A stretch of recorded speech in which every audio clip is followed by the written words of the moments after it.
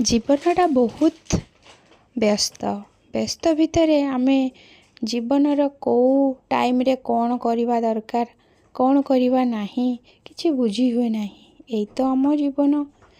କିଛି ଛୋଟ ଛୋଟ ଜୀବନରେ ଆମେ ବହୁତ କିଛି ବଡ଼ କଥା ଭୁଲିଯାଉ କି ବହୁତ କିଛି ଘଟିଯାଏ ଆମ ଜୀବନରେ ଯେଉଁଟାକୁ ଆମେ ଧରି ଚାଲିଥାଉ।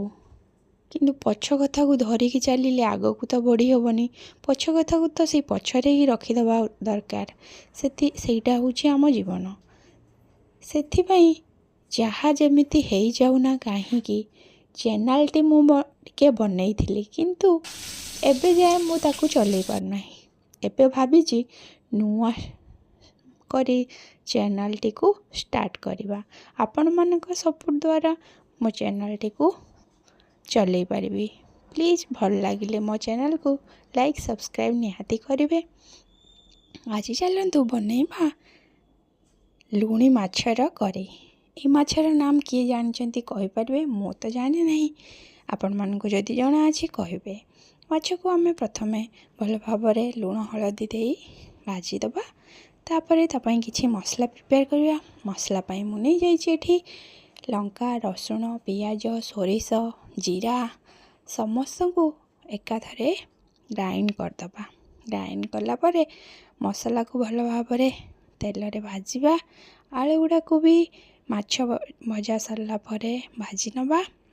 ତାପରେ ଆମେ ମସଲାକୁ ଭଲ ଭାବରେ କଷି ନେବା। ମସଲା ହେଇଗଲା ପରେ ଆଳୁକୁ ସେଥିରେ ପକାଇବା। ଆଳୁଟାକୁ ବି ଭଲ ଭାବରେ ମସଲା ସହିତ କଷିବା। ମସଲାଟା ଟିକେ ଭଲ ଭାବରେ ହେଇଗଲା ପରେ ସେଥିରେ ଆମେ ଅଳ୍ପ ପାଣି ଦେବା। ପାଣି ଫୁଟ ଆସିଗଲା ପରେ ଟିକେ ଲୁଣ ପକାଇବା।